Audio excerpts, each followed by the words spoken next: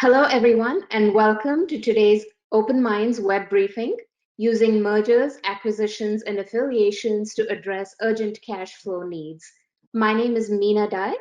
I'm the Executive Vice President, Market Intelligence at Open Minds, and I have the pleasure of serving as your moderator today. I will, in a minute, introduce my colleague and Open Minds Senior Associate, Ken Carr, who is delivering all of the wisdom and insights at today's briefing. But many of you probably saw an invite from our CEO, Monica Us, yesterday to this session, where she mentioned that the big question is, what is urgent, right? I think there are two levels. There is the urgent of provider organizations running out of cash in a few months if the current revenue and expense situation continues. But there's also the urgent of not finding a sustainable business model for recovery planning. And we all like to believe that we are now in crisis recovery mode as opposed to active crisis management, right? But it is possible that as we plan this recovery and as we navigate the turbulence ahead, that mergers, acquisitions, affiliations, and other forms of collaboration could very well be the answer to either of these strategic questions. Will it see us through the immediate situation? Will it spell sustainability in the long term? And I know Ken has some absolutely fabulous insights for us. So just a word about Ken Carr. He brings over 30 years of finance, technology, data analysis, and reporting experience in the health and human service field to Open Minds. He has led numerous engagements in strategic planning, merger and acquisition prospecting, business process improvement, managed care and value-based contracting preparedness, financial analysis of service lines, and technology selection for Open Minds clients and members. And before he came to Open Minds, Ken served as the Chief Financial Officer for Elite DNA Therapy Services, a mental health provider based in Fort Myers, Florida. So he comes from the same background that all of you do and has that insider perspective as well. And in this position as CFO of Elite, Ken led the development of the strategic plan. He identified opportunities to optimize the electronic health record, and he restructured financial reporting and analysis by service lines and key metrics. And before Elite, he was the CFO of The Centers, another community mental health center in Ocala, Florida. And in this position, Ken led a realignment of the organization's financial management functions, including revenue cycle management, EHR billing, implementation and reporting, cash management enhancement, and strategic financial analysis. So we are very excited for the insights that Ken is about to bring us. And before I hand it off to him, just want to remind you that we welcome your questions and your comments and ideas throughout this presentation. There's a little question mark on the right side of your screen, and if you click on that, it'll open up a box. You can type in your comments at any time and send them in.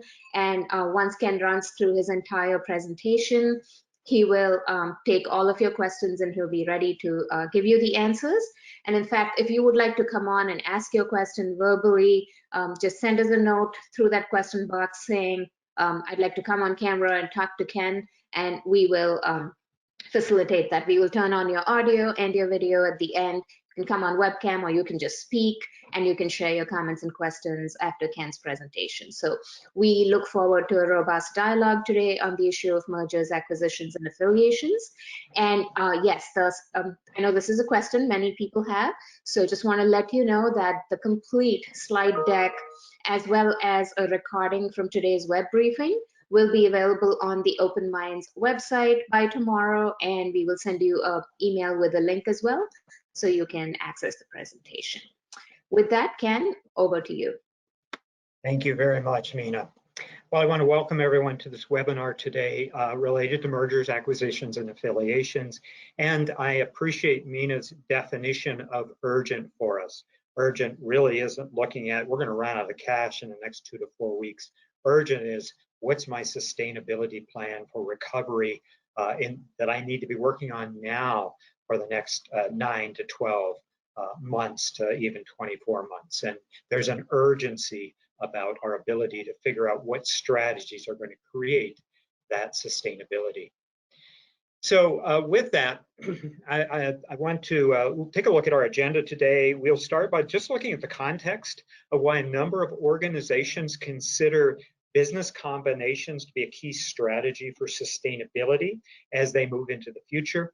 And then I want to investigate 5 key questions. And these questions are the types of questions that I've heard from executives who've considered this as a strategy for their organization. And often our ability to get information about what strategy might work and why it might work can inform our decision on, is this the right decision for our organization? And one of the things I would say from the very beginning is a merger and acquisition may not be the right strategy for every organization, but it is a strategy that every organization should at least consider. So we're going to look at the context and then these 5 questions around determining, is a business combination the right choice for my organization? How do I find the right partner, which is a key success factor if you're moving into a strategic union of some sort, finding that right partner. What steps are involved in a merger? So just understanding, how does the process flow? And then what key factors lead to success combinations, and we'll flip that around and determine what factors often lead to failure. And then I want to bring it back around to the context by looking at this question, is a crisis the right time for a merger, acquisition, or affiliation?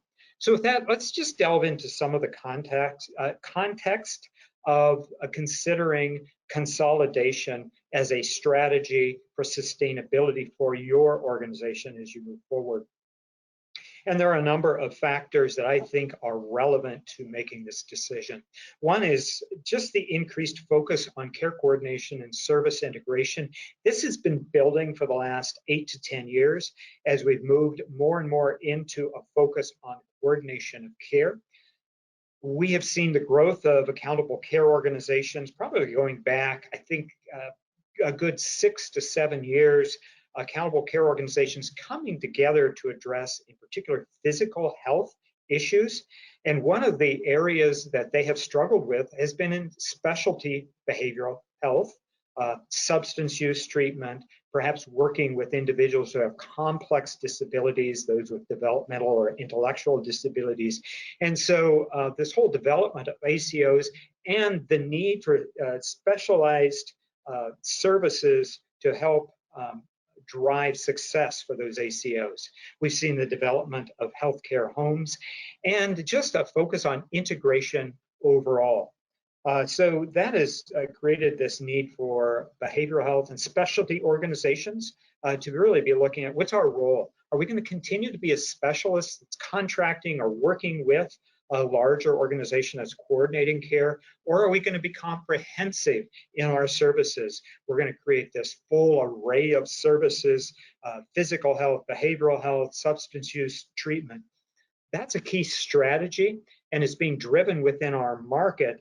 And our decision to move forward with that strategy is really based on our ability to invest in whatever position we determine we're going to go with. And so scale, the ability to have size and cash becomes key within that factor. Another key factor that we've seen is this increase in selective contracting on the part of payers and on the creation of narrower networks. So we've seen payers over the last few years as they've moved into value, as they've looked at working with the Accountable Care Act, really focus in on concepts such as preferred provider status, their willingness to contract with specific providers that can demonstrate consistent outcomes, perhaps have a large enough geographical location that it makes contracting more efficient and more effective. There's been a focus on centers of excellence where organizations are set apart because they're very successful at providing outcomes. We saw that in physical health initially, but there's been more and more a movement into centers of excellence around behavioral health or around substance use treatment.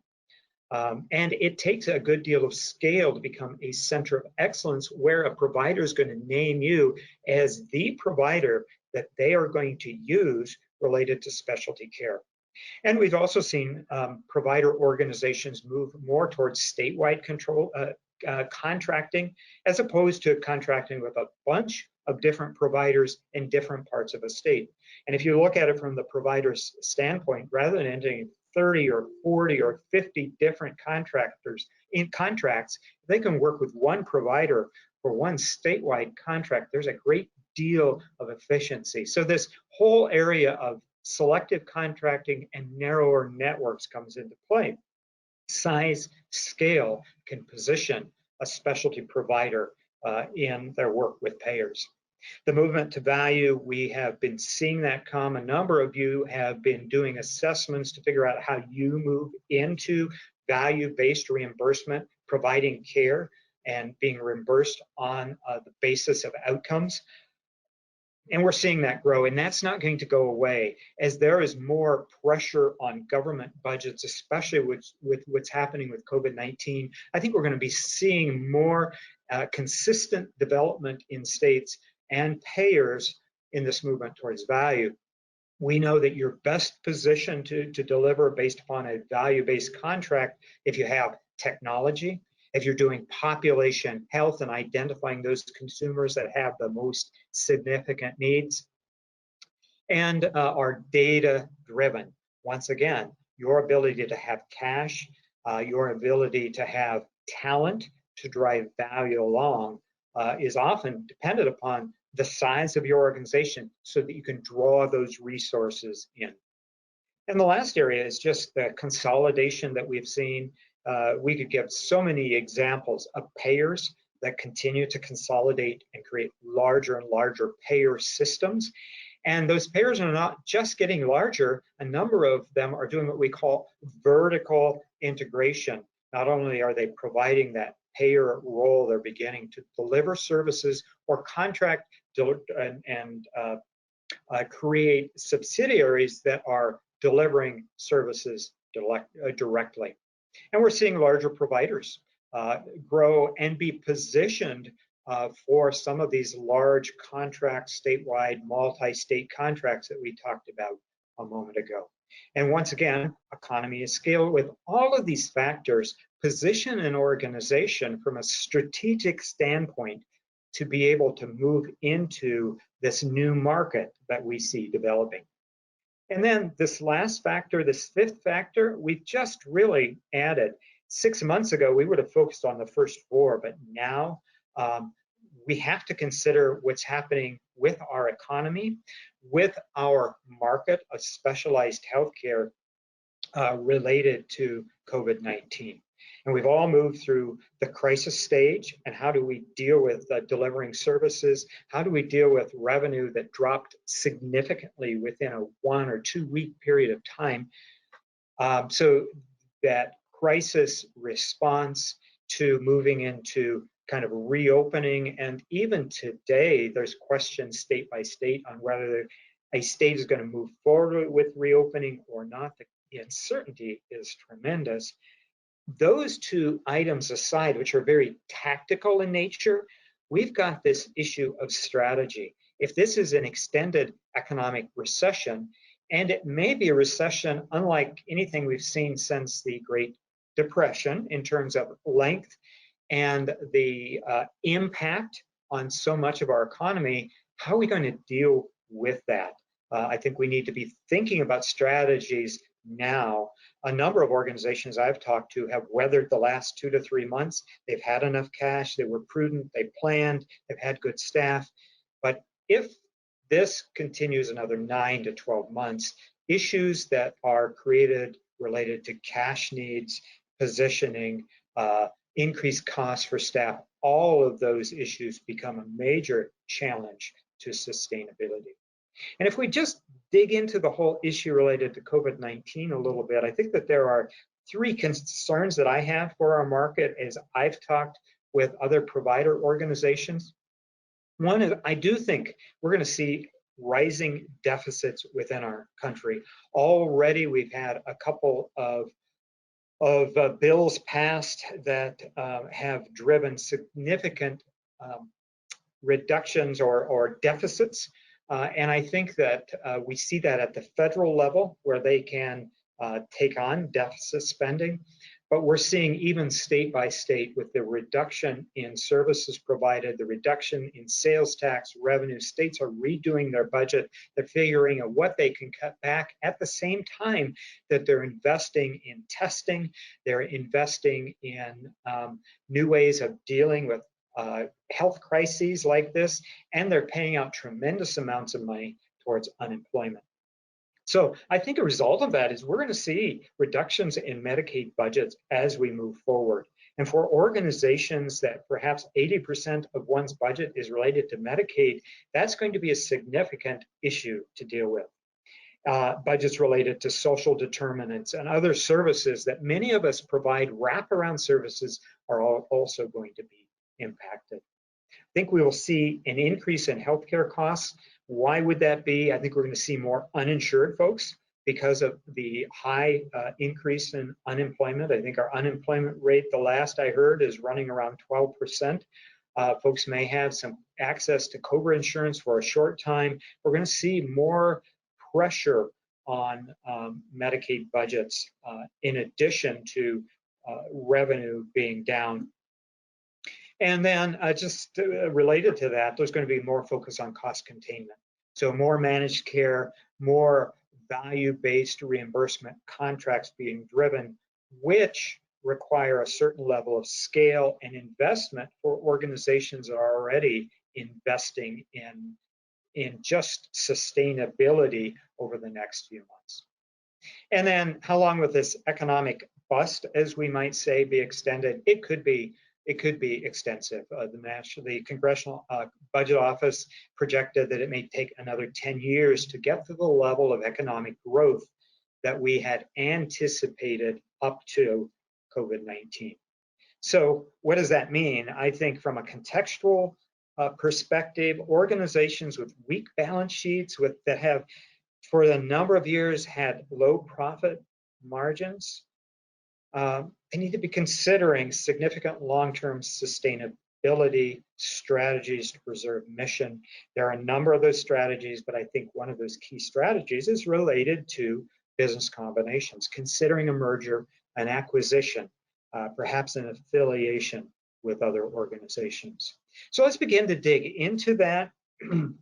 I think as we look at this concept of financial combinations, business combinations, I often separate out the for-profit sector from the nonprofit sector because I think that there are different aspects to that. And as we move through this presentation, I may refer to more the impact on for-profit or nonprofit. But often in the for-profit sector, we see financial incentives as driving most mergers or acquisitions, and often they are acquisitions. However, as we look at the nonprofit sector, it often takes a financial challenge to long-term sustainability to motivate a nonprofit leadership group, an executive team, a nonprofit board to really consider mergers and acquisitions. In the current environment that we exist, I think this is a time we haven't considered in the past to look at that. Just a few facts about the for-profit sector. We have seen such a growth in for-profit mergers in healthcare over the last few years, and there are a lot of statistics around that. I think the big drivers around that have been the new technologies cost a lot of money, and so for-profit organizations are acquiring other smaller organizations or organizations with good technology in order to take advantage of that. There's more of a focus on consumerism, which involves a high degree of marketing and branding. And there's this competitive positioning that has to occur in an increasingly competitive market. There's the ability to expand bottom line, cash flow. Private equity firms have been involved with for-profit organizations, and the focus there for private equity is let's drive the bottom line.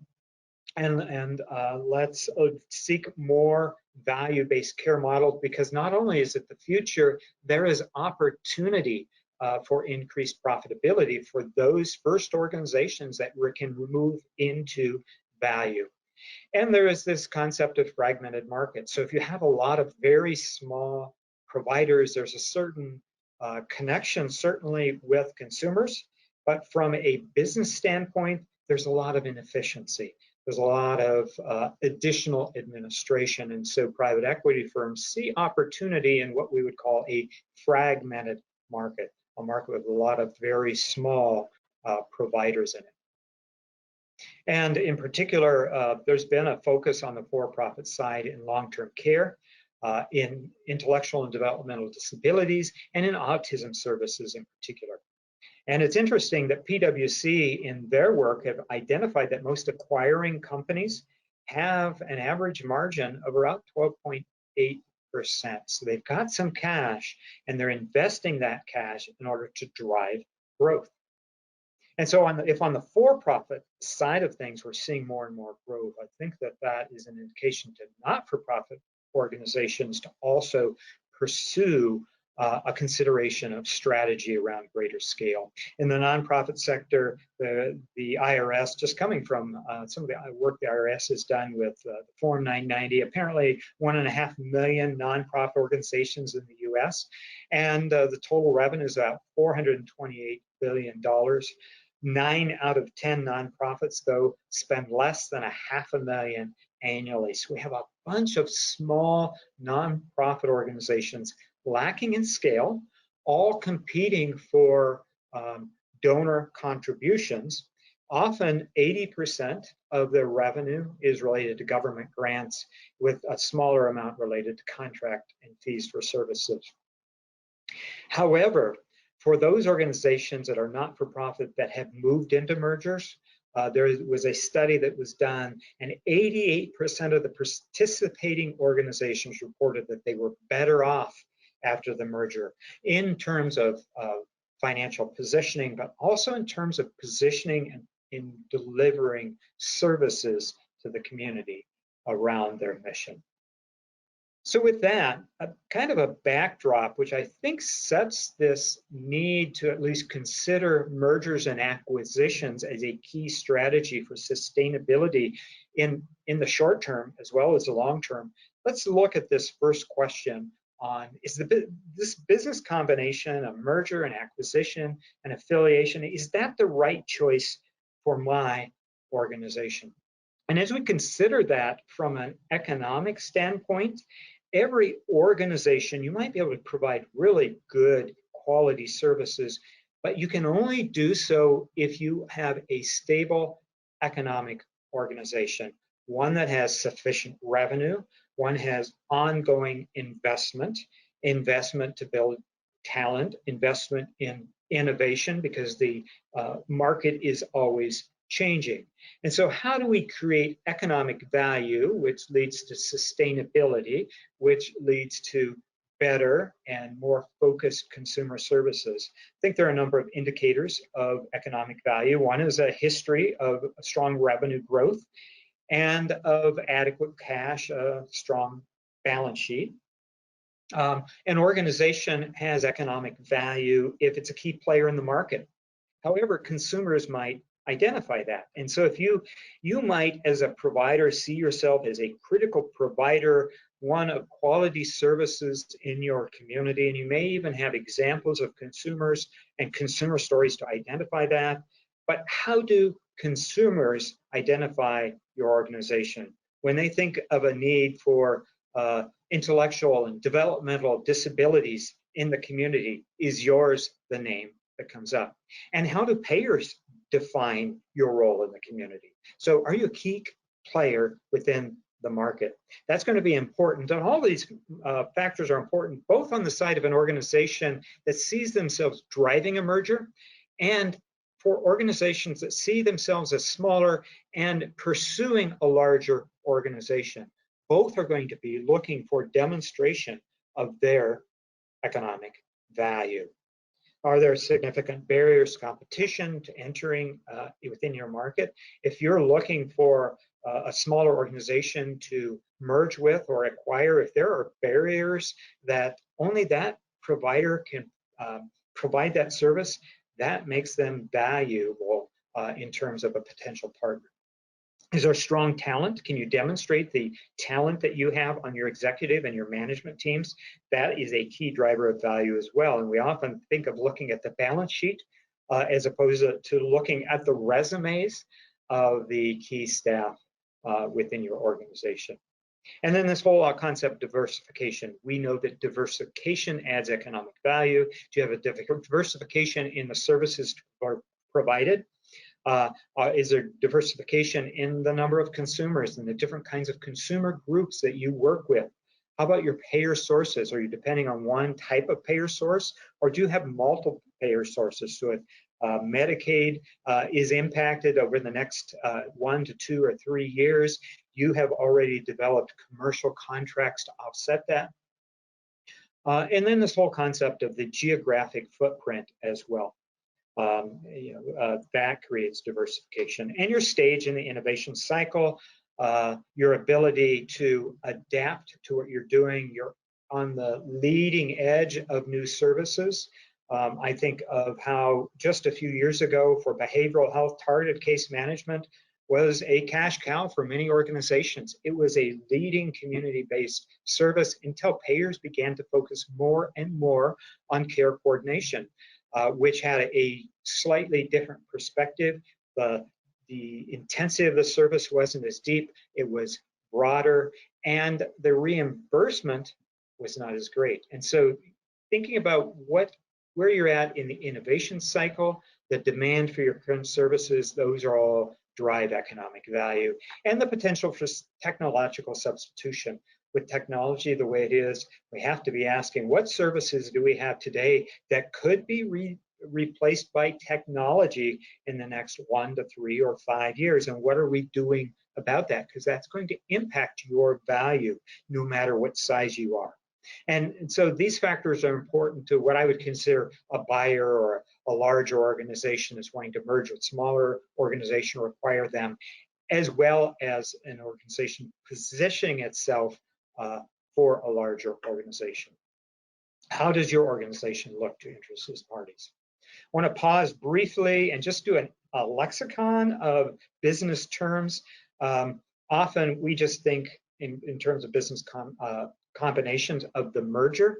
There are different approaches. A merger is where two organizations come together, where the legal structure of one or both does not continue. And so we're really looking in terms of legal structure. Two come together and maybe one continues. Two come together and a new organization is created. That's kind of the concept of a merger. And there are a lot of technical detail we could get into there, but overall, one organization continues. Now, that organization could have new branding, it could change the name, and so we're looking in terms of legal structure. An acquisition is a combination of two organizations, where the one organization might purchase the assets of another or the stock of another. And so that's the concept of an acquisition. Some cash or stock or something of value is exchanging hands. And then we have the affiliation. That's an agreement where two organizations come together. They have separate legal structures, but they work then to create some varying combination of governance, of leadership, of asset training, of maybe back office sharing of responsibilities. The joint venture, we have two organizations with separate legal structures, and maybe they create one or a separate organization that they both have some relationship to, but each organization creates or retains their separate structure. However, they come together for a specific purchase. And then just under this concept of acquisition, once again, there are various ways that an organization can acquire another organization. It could be the purchase of the assets of an organization, which has certain legal and tax ramifications, has certain valuation ramifications related to leverage, and there could be a stock purchase as well. I want to just pause on this slide just because there are so many combinations and there is no one business combination. So as you begin to consider a combination as a strategy, realize that based upon your goal, how you're organized right now, where you want to move into the future, what the needs of a future partner might be, there are limitless opportunities to formalize a new type of relationship. I want to talk just a little bit about the different types of business combinations, primarily because they have different levels of risk. And on this slide, on the left side, starting with a joint venture where two organizations are going to continue as separate organizations, but they're going to come together for a specific purpose, you need a very collaborative process. The risk is going to be lower overall because you're not combining two organizations into a new one that needs to have a new culture and integration and all that's involved. So the risk is lower. You continue with your ongoing greater autonomy. And overall, I'd have to say that the return on investment is going to be lower because you're not going to be able to drive what you would have, and we'll talk about in a minute, these merger synergies, these abilities to drive greater revenue or reduce the cost structure. And so that's kind of on the joint venture side. The affiliation gives you, I think, there's more risk. It's still a bit collaborative. There's still some autonomy, but you're beginning to move more towards that idea of less autonomy. And then you come over and you have the merger, and in particular, the acquisition.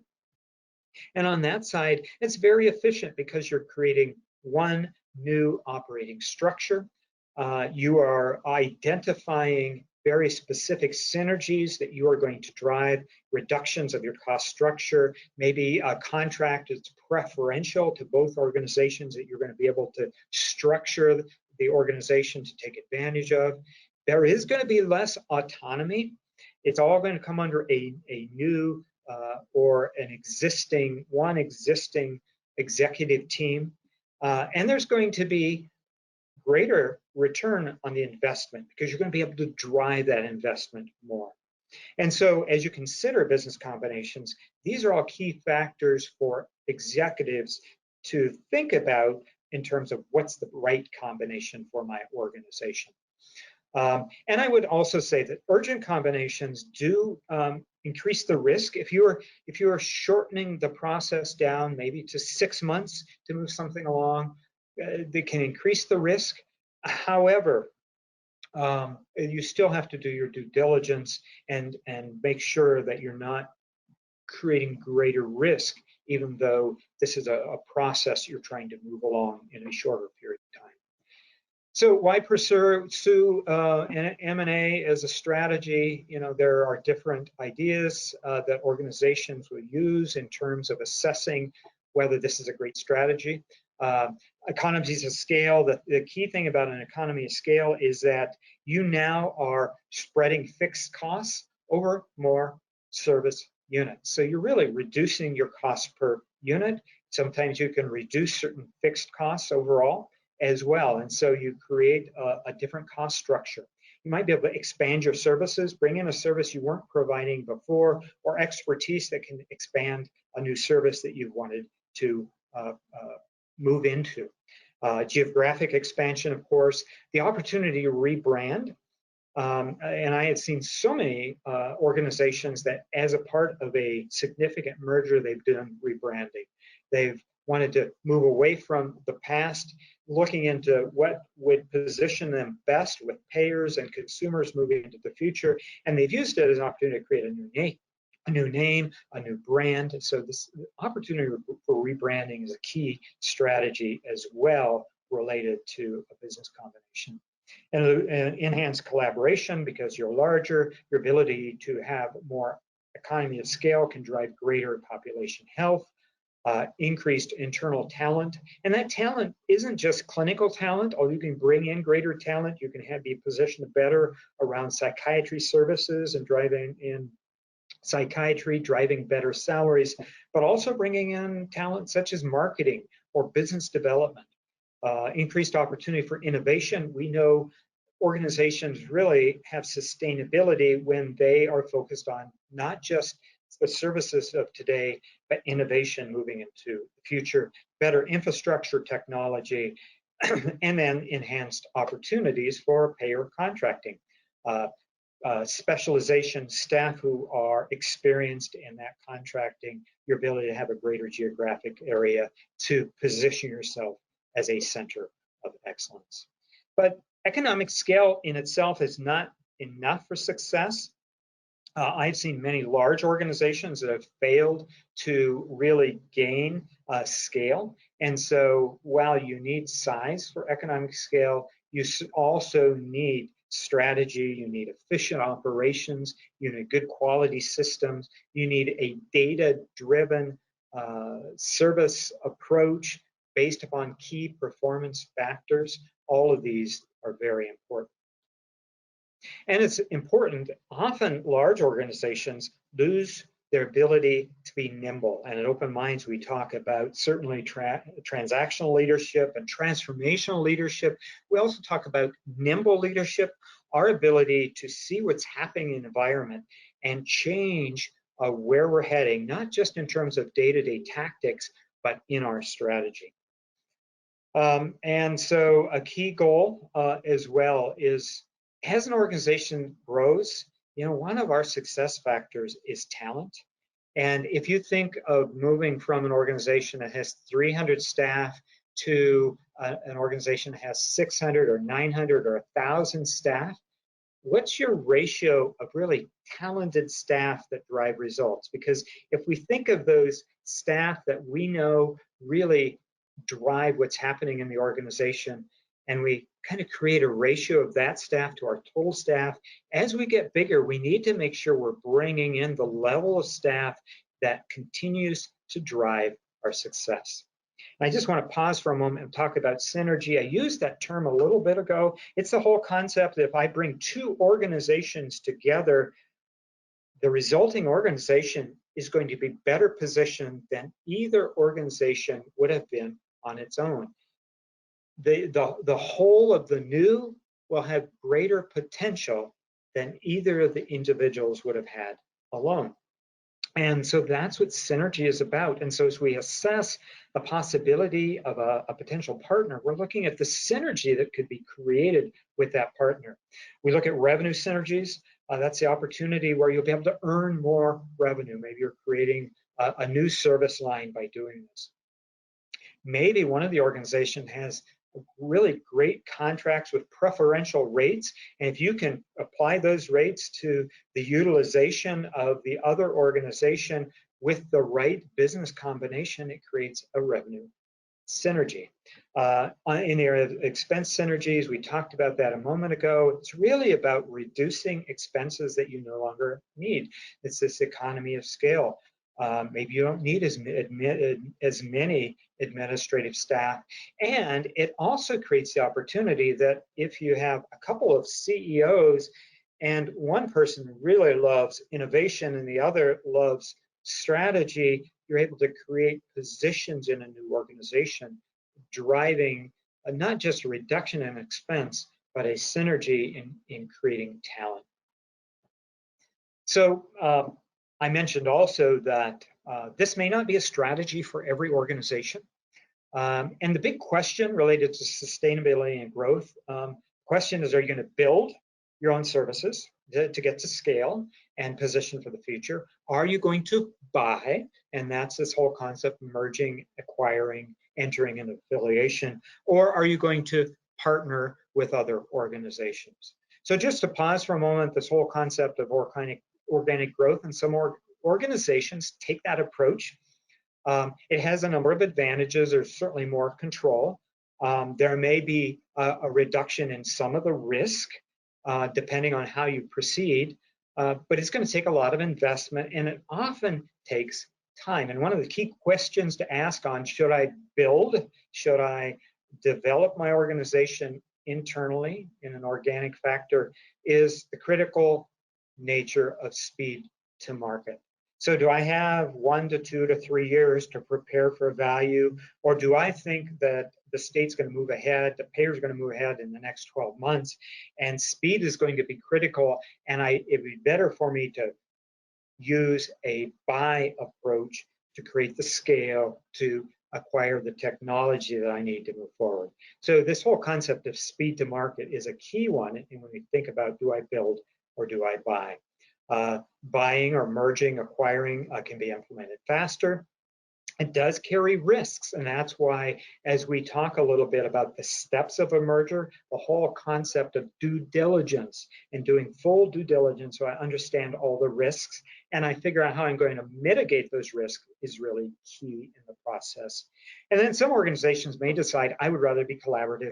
I would rather work with other providers and create some form of strategic alliance or a joint venture. And so there are different approaches. Once again, key factors are risk and how do I mitigate risk, time or speed to market, as well as return on investment. And once again, often the best return on investment is around an acquisition, a merger, a bringing of two organizations along, so I can harness the resources of that new organization to drive return, to drive better services. So, in terms of some of these provider combinations, once again, there is no one best combination, nor is there just a limited selection or menu of different of combinations. It's actually limitless. And so there's certain questions, what type of organization is going to, or combination is going to work best with the strategy you determine for your organization.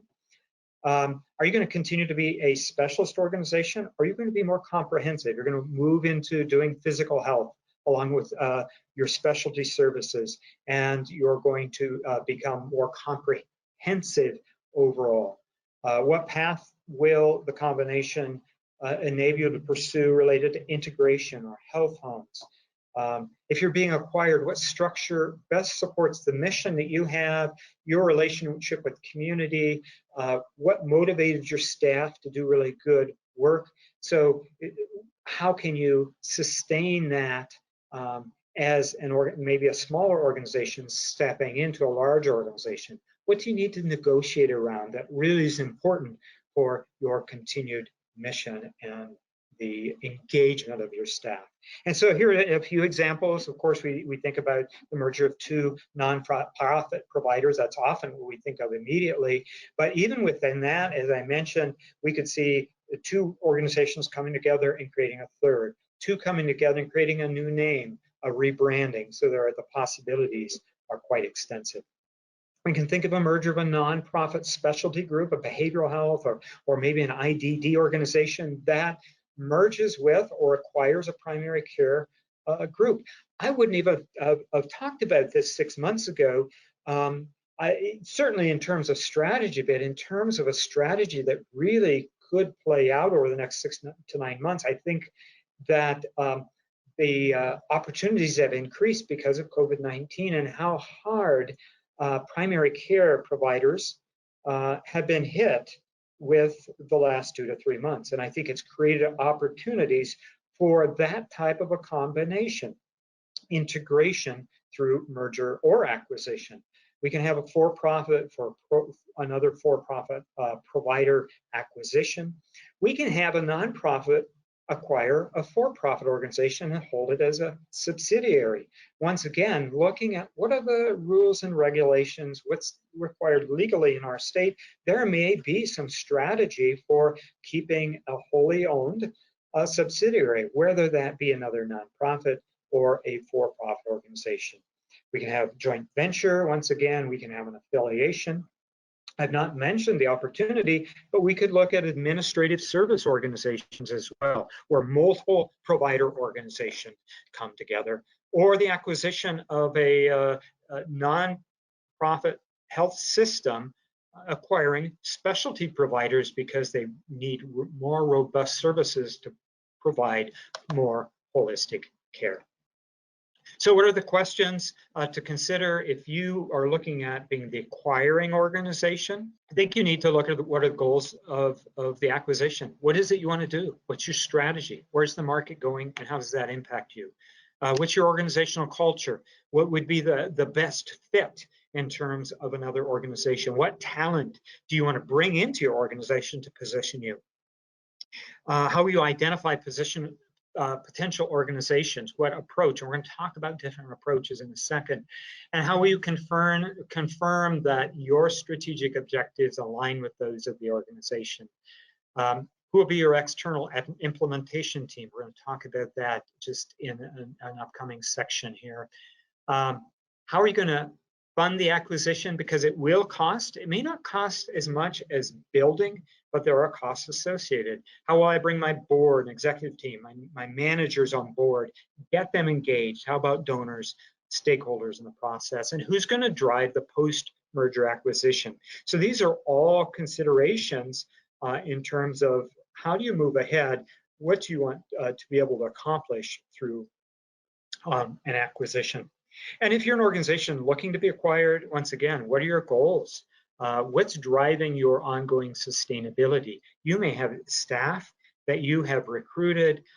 You may be able to continue as a part of a larger organization, but with greater access to resources. What's the organizational culture that you would want to be a part of? What talent do you have that would be non-negotiable in terms of bringing forward in a particular business combination? What role do you want in the new organization? Maybe as a CEO or as executives.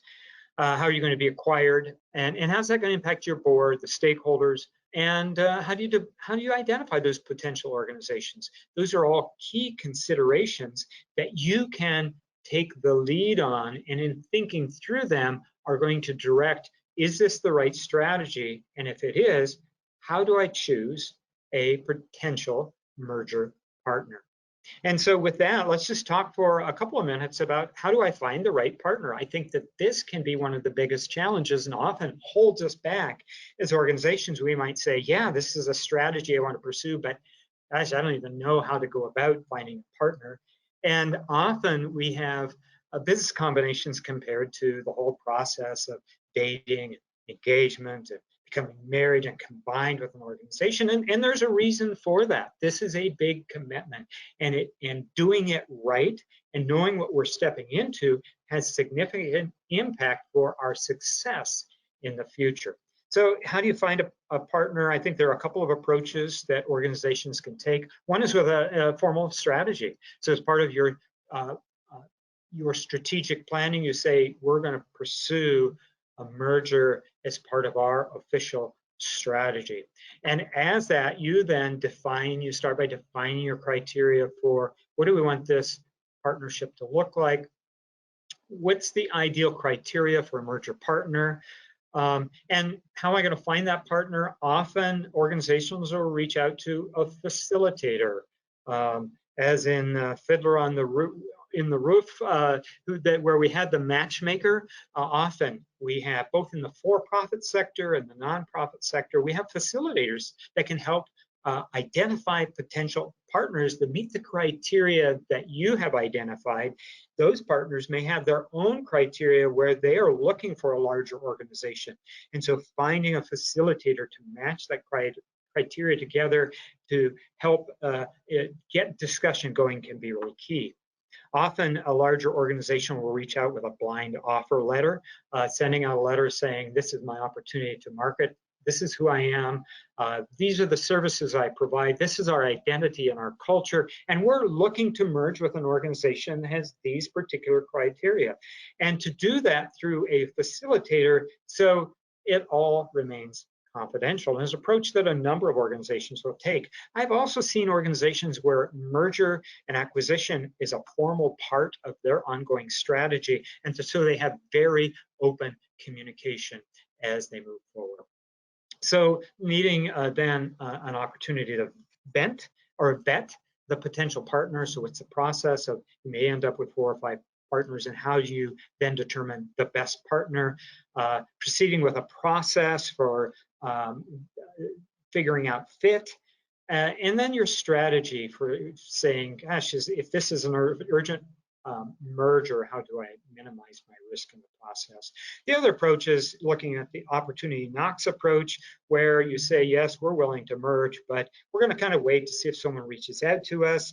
We're going to kind of be aware if a local provider is struggling. Maybe a CEO in another organization is going to retire, or someone that we've talked to in the past, we've considered merger acquisition, it's kind of been burning, simmering, but now because of a crisis, it has the urgency has been increased, and we're going to actively pursue that. And we will move ahead. We will once again be innovative as we move through, just finishing this out with a few changes in our internet. So let's move on to the next slide. Once again, the key thought here with the eyes of the buyer is whether you are the organization that is assuming another organization or wanting to be purchased or assumed into a larger organization, understanding how others perceive you is going to be key, and there's a house cleaning process that occurs.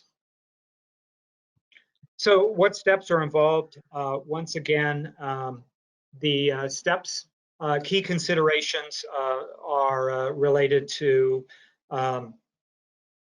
finding the right team, locating those merger partners, understanding what outcomes you are seeking, understanding what communication you're going to use, not just to get information out, but to be engaging those key stakeholders for success along the way.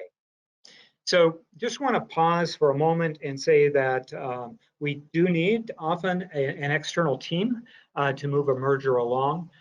We need a merger facilitator, someone who understands the market, who can help identify potential organizations, who can recommend business combinations, who can provide information and answer questions of an executive team, and in particular to be a facilitator of communication, especially when emotional issues arise. Now, in a for-profit type of merger, we are looking at often the investment banker to do that.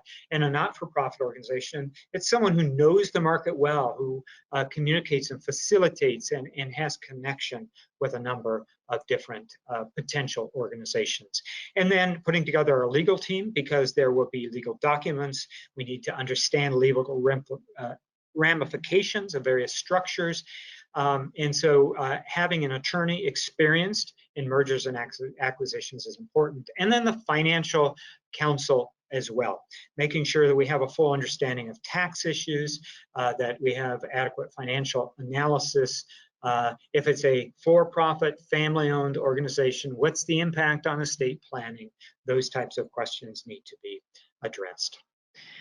We often start with a letter of intent. A letter of intent, then we've identified our partner, and now we're going to agree to a few things so we can get to know each other in the process. And so what this is going to do is spell out, what are we going to do for due diligence? What's our time frame going to be for due diligence? How are we going to keep this information confidential? Who can we tell and who are we not going to tell? And in particular, an agreement that we are going to have full disclosure. So both parties have full opportunity to understand the other organization. Let's move on to the next slide, because this is going to position us for a full due diligence process. And due diligence is not about trying to find something that's going to disqualify the merger. Rather, it's going to help us understand the strengths, the weaknesses, the risks, the opportunities that might be there.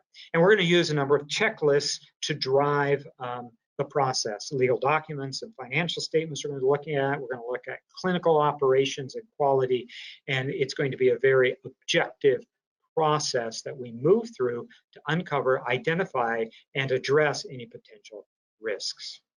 And then the last part of the process, once we've moved through due diligence, on the next slide, we are going to look at some of the post-merger integration planning. Because in order to be successful, we need to plan what we're going to do after the merger. So what synergies have we identified?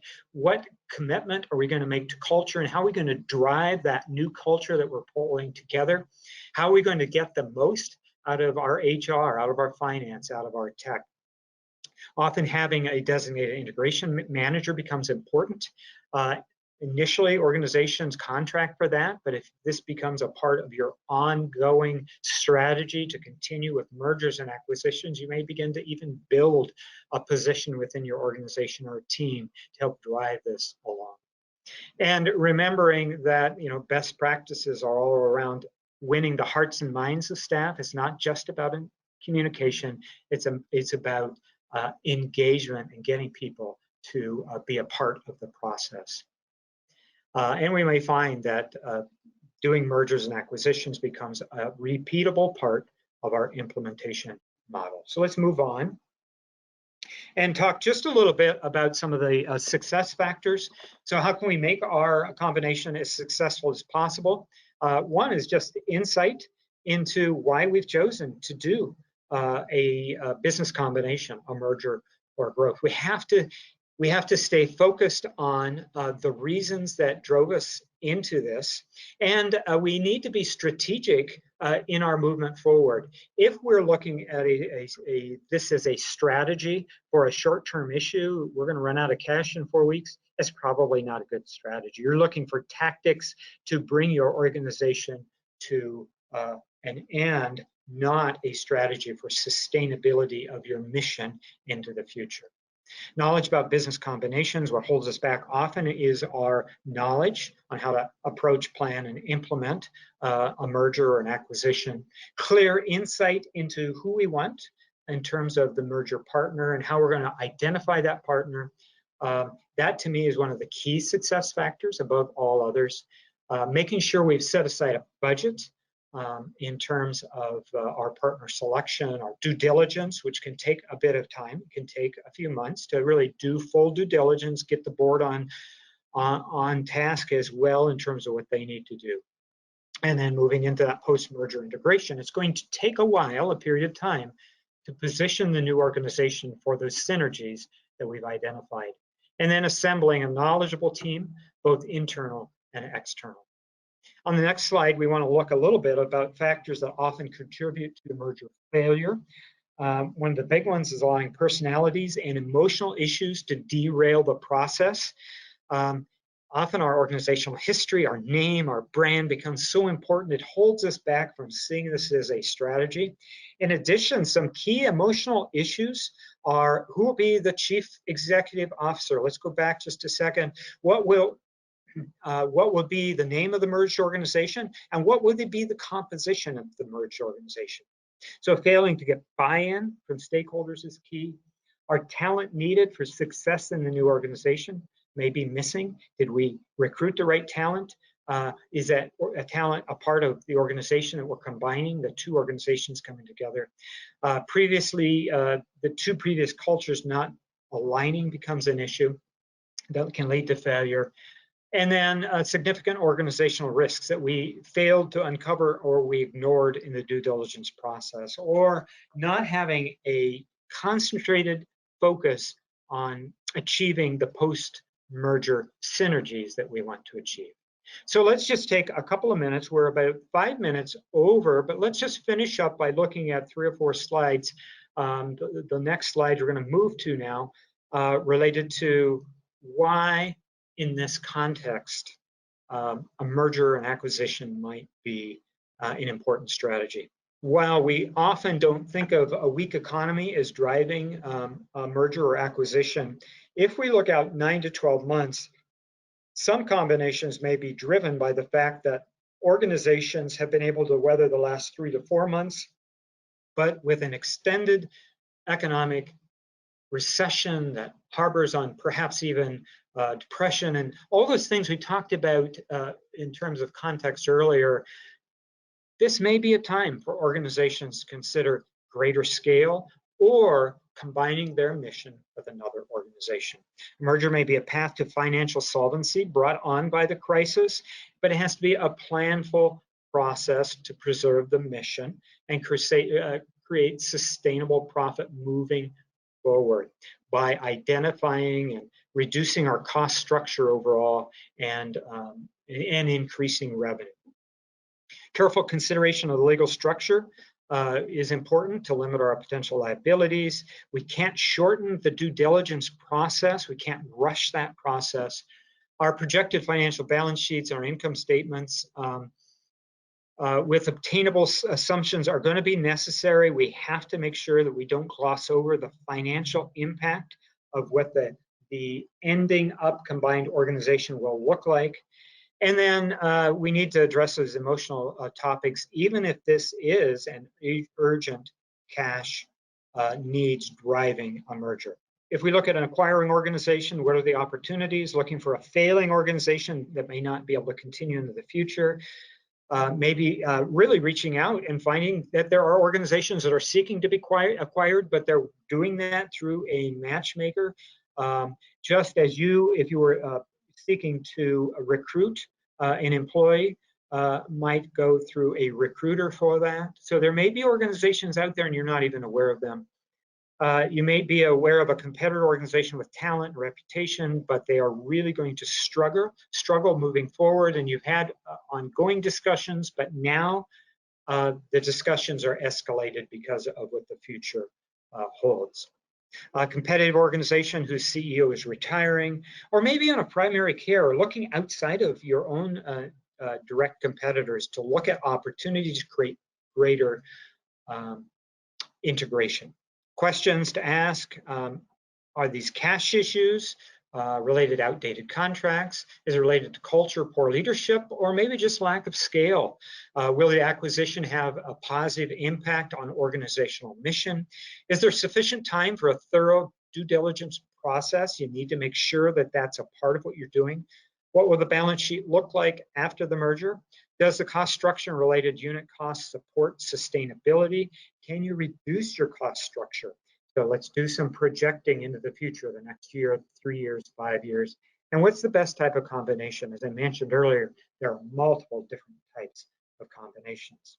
On the next slide, we want to look a little bit from the perspective of an organization that might want to be acquired. So do you have sufficient cash for a short-term crisis, but not to weather a sustained 9, 12, a 24-month reduction in cash, reduction in rates and government funding?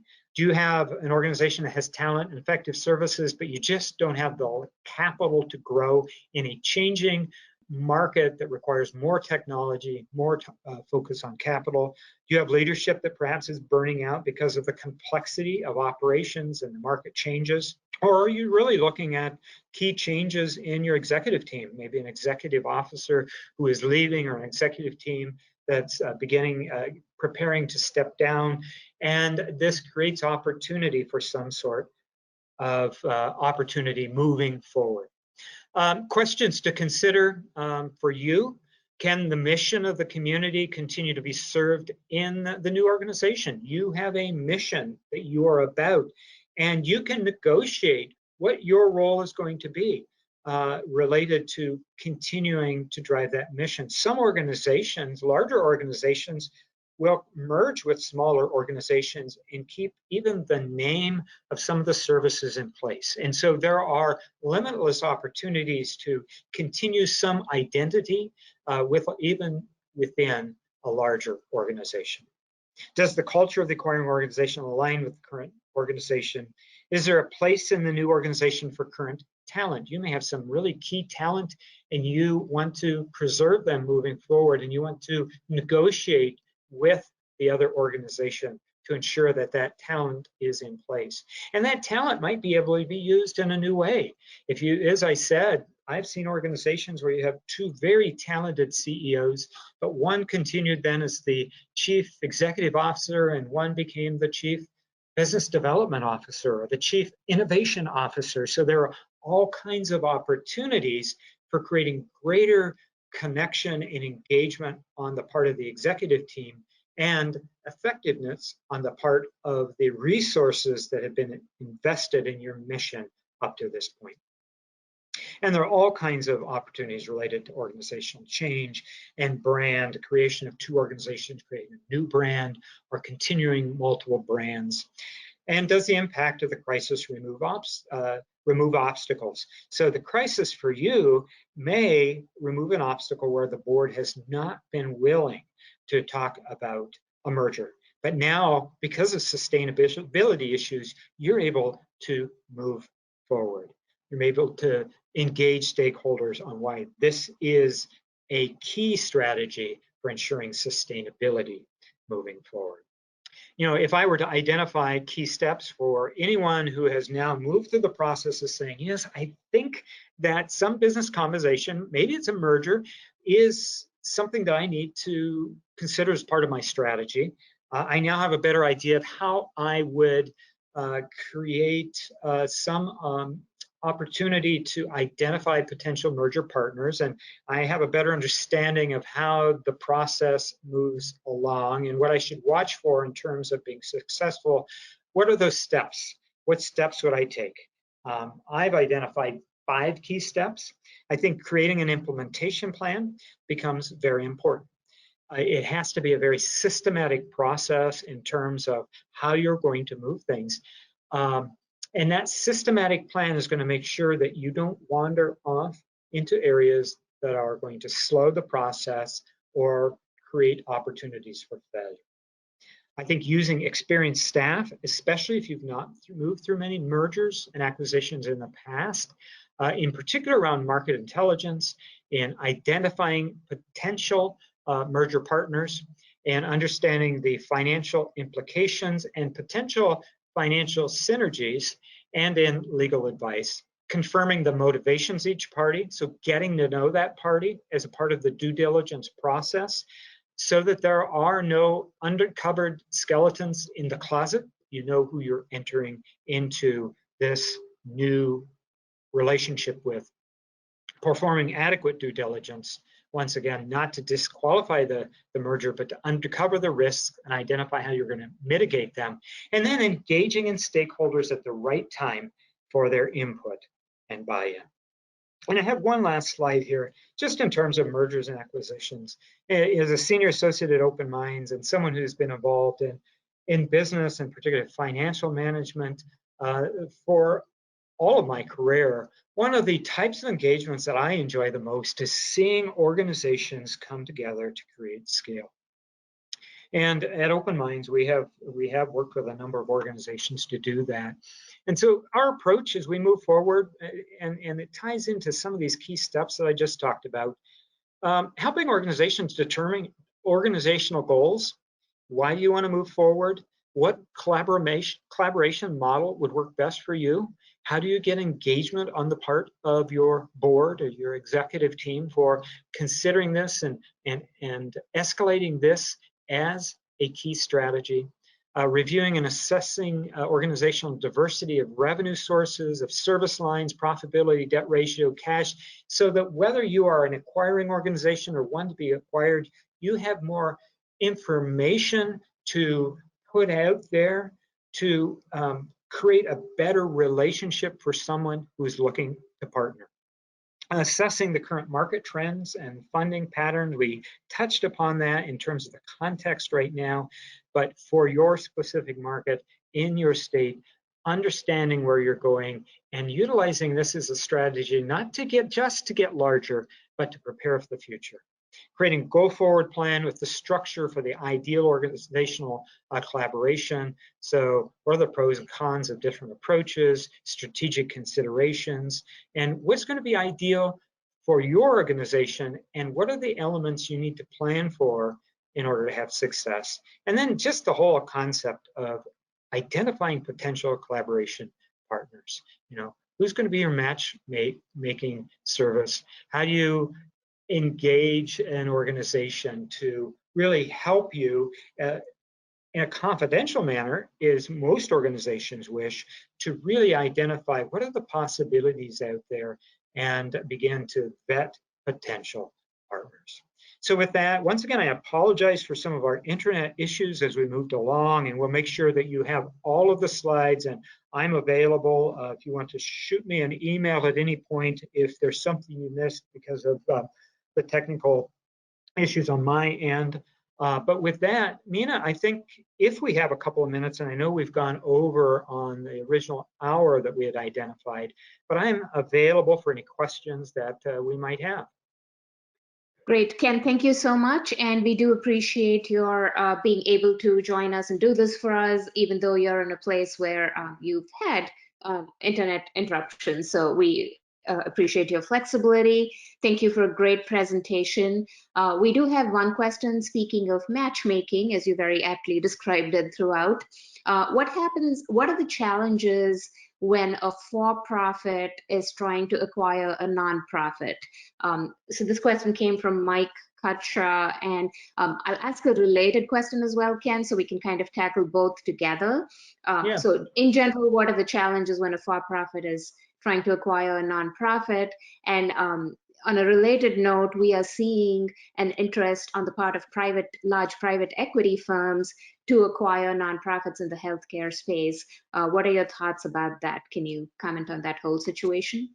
Yes, certainly. And once again, nonprofits are governed by state law. And so I think depending upon your state, there is a need to really look at what are the requirements within your state. But typically, the concept is, as a not-for-profit organization, you said, I have a mission that benefits the entire community. And because of that, I'm seeking a certain status within the state and with the IRS, so that donors can contribute resources so I can create this new organization. And this organization is going to do public good, right? We're going to have this mission for the community. We're not seeking to enrich any particular stockholders or owners. And because of that, the resources that were contributed, you're holding, in a sense, in trust for the community. And so there's a process, and it can, there's some complexity, but we see it happen, and it's a matter of working with the right legal and financial counsel to move forward, where a for-profit organization can purchase the assets of a not-for-profit organization. Without getting into the specifics of that, sometimes it has to do with that for-profit organization. We've seen it on the hospital side of things, where for-profit hospital system has purchased a nonprofit hospital, and they've created a foundation from the resources that have been contributed to that nonprofit that continues to benefit the organization, the community.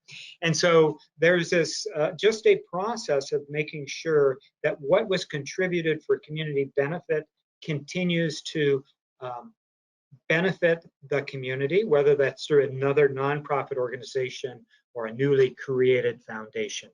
And so whether it's a private equity organization that's helping and reaching out to purchase the assets of a not-for-profit organization, or a stock-owned or a privately owned for-profit, there is a process of making sure those resources continue to benefit the community. It's something we do see, and once again, getting back to the implementation team, making sure that you have sufficient legal and financial and facilitative expertise to move through that is the key. Great.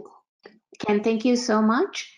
I think you have already addressed many of the other questions that have come in, and so in the interest of time, we would like to wrap things up here. And I just want to tell our attendees today that Open Minds is really vested in your success. This web briefing series is part of the technical assistance we exclusively bring to the elite members of the Open Minds Circle. So if you think of questions after today's web briefing, or if you feel like you would like to talk with Ken further, just send us an email, info@openminds.com.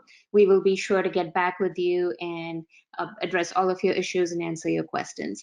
And once again, a recording with the technology issues edited out will be available to you at some point tomorrow, and we will send you an email with the link. So Ken, again, thank you, and we look forward to future web briefings in this series. Thank you all for being with us today. Enjoy the rest of your day.